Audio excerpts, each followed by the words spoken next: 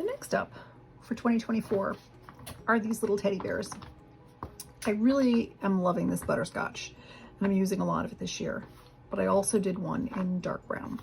And this is just a 1-inch strip, 1 by 2, and the head is a 1 by 1. So we need to cut more strips.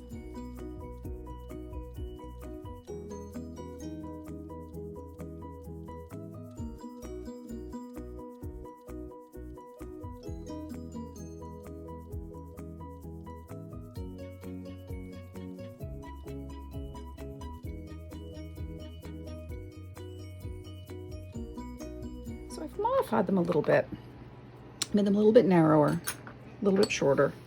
I think I like it a little bit better. And then I tried to paint a name. Whoops, I tried to paint a name on it. And so I think these are going to be for the grands and the nieces and nephews. They're all going to get an ornament with their name on it. And I did a bunch in butterscotch. I did some in the dark chocolate brown. I've done some in white, and then I've done some in this vanilla to make sure I have enough for everybody. And trimming them, instead of clipping, I'm using the grinder. Much quicker, much easier. I like the look better. I realized when I did this before, instead of filming it in time lapse, I filmed it in slow motion. That's not gonna work.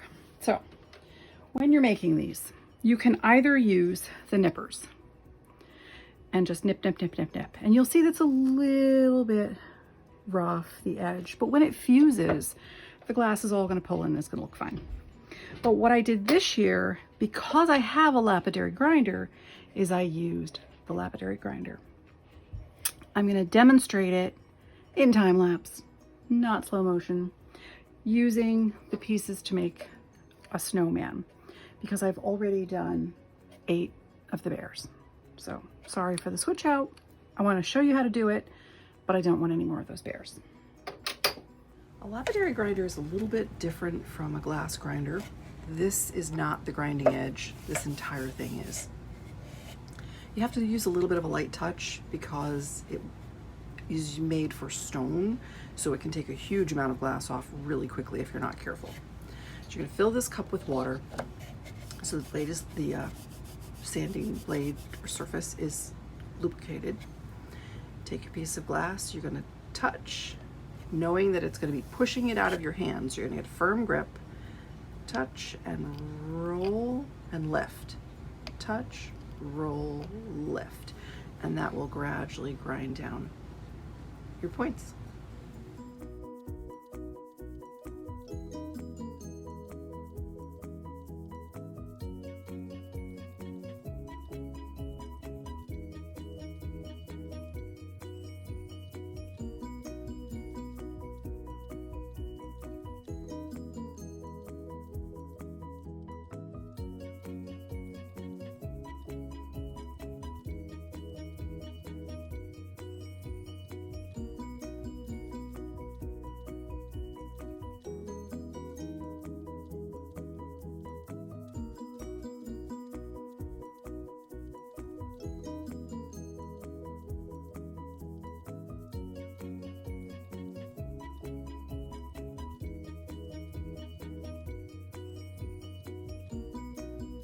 So the base is 1 inch by 3 1/4 tacta. Oops.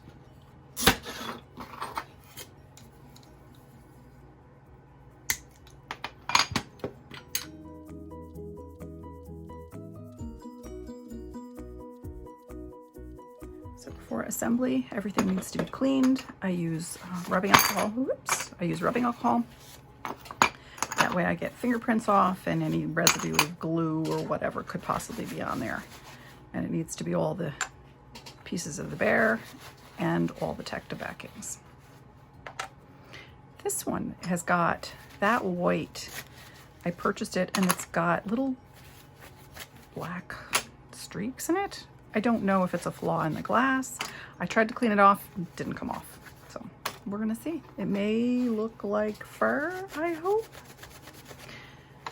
I like to do these sort of assembly line fashion.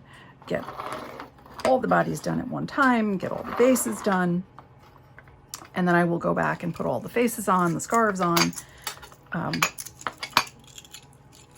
So, you know, there are times when fusing glass is not as much an artistic expression or a creative pursuit. It's more assembly line. When you're preparing ornaments for the holidays, you often need to get a lot of them done quickly. And so I got all the bodies ground together. I got all the bases done. I did a few ahead of time just to see if I wanted them to be a little bit smaller. These I thought were a little bit clunky. Cute, I like them, but they're a little bit clunky. I think that's better. More of a gift tag, individual ornament for a kid. I like that better. So that's what I've done. And now, assembly line, assembly.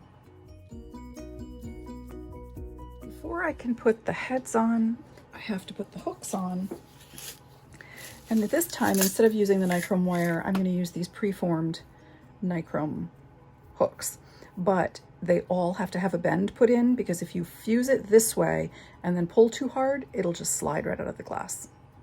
I'm going to use round nose pliers, pinch the end, turn. You want them to be as consistent as possible if you're using Tech-to-Backs, because you can see the hooks through the back, which is fine as long as they're consistent. As long as they look nice and neat and consistent, you're fine. If you got a little bit sloppy with it, it would not be quite as good, although I don't know if anyone would actually notice. And then you pinch and you want to pull them together, because I like them to be a little more rounded.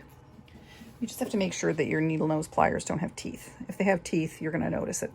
It's going to mar the wire. There you go. And I'm going to pop these in and then continue with assembly.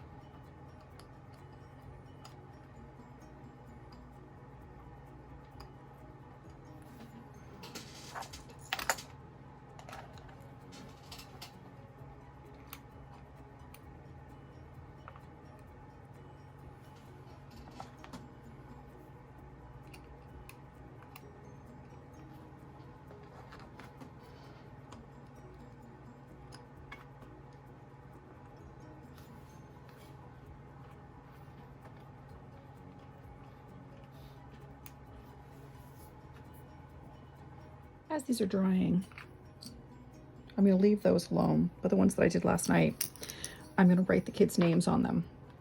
There are two types of tips. I forgot I had both and was trying to use those yesterday. Those are way too big. You need these tiny little tips for writing words. And it usually takes me a couple tries, because it's just the nature of the beast.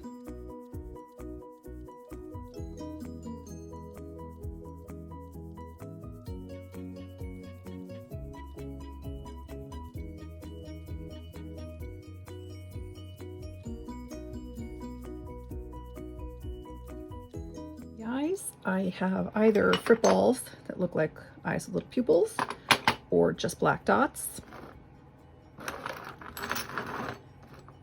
And then either the mouth, I can have the mouth buried in the scarf so it's not visible, or you take stringers and melt them into a smile. And the way you do that is with a tea light.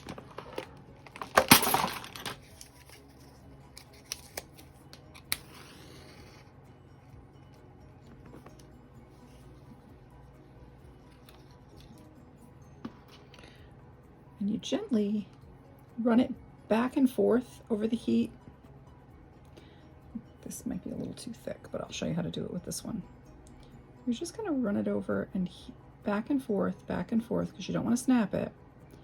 And I'm putting a little bit of pressure on both ends, and eventually it will get warm enough where it will start to bend, and I can feel it right now. It's bending. You make a little smile.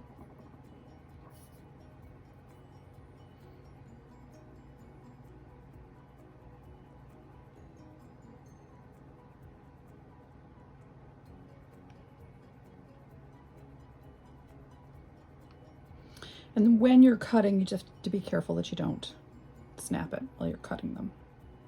But it's this easy. You just run it back and forth, keep your fingers far enough away so they don't get heated up, back and forth in and out of the flame, putting pressure until it starts to bend.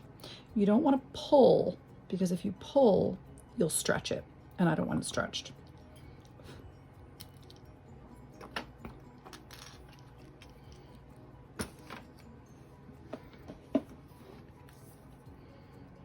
And when they're done, you just take your nipper.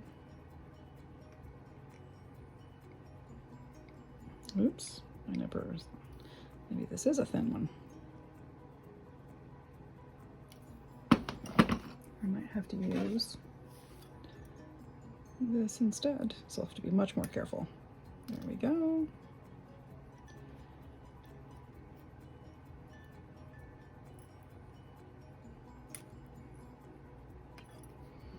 And we end up with a little smile. And then you need the part that comes down from the nose. I need this about half the size that is.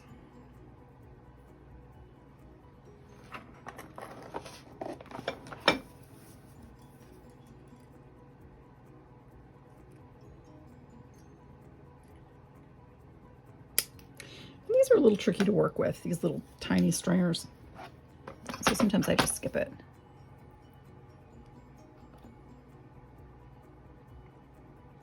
But there you go. Then you find a fripple nose, and that's how you end up with those. So I paired up a bunch of eyes, and they're all a little bit big, but I think it'll be okay. It's just a tree ornament. And I'm gonna need to make a bunch more, but I'm not gonna do that now. I think I'll just finish up with what I have. And all these have to dry before I can put names on them, because it's really tricky to put the names on when they're not dry, because things keep sliding. So I'll step away for a while. These are almost ready. I need little mouths, eyes. And for the scarves, I go through the scrap bin and I find all the scrap that has little points on it. These little jagged things that break off. I get rid of the pointiest part of the point, and then I'm gonna go down about 1/4 of an inch. Or if it's the longer piece, I might go down an inch, and I'm just gonna nip it. And see, this one, it's a little bit too long for that, but it could work for Avery's. And then you need a piece that'll go across the neck, and you're just gonna nip it to make it a little bit rougher than a perfectly straight rectangle. You want it to look a little bit textured. So you're gonna get rid of some of this little extra.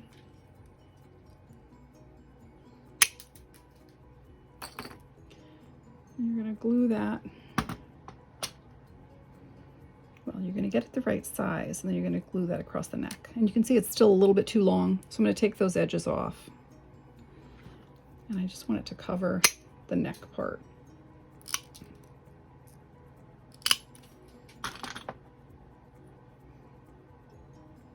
Glue that down, and then I will find another piece that has an angle.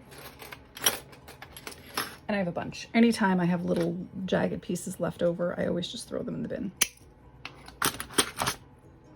I like the two pieces, the two tails, to be different lengths. There we go.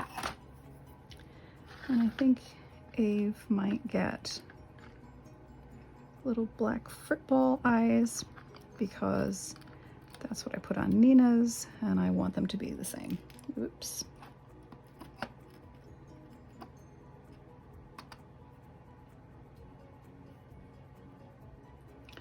There we go. I have to glue that in place. And then that will be ready for the kiln.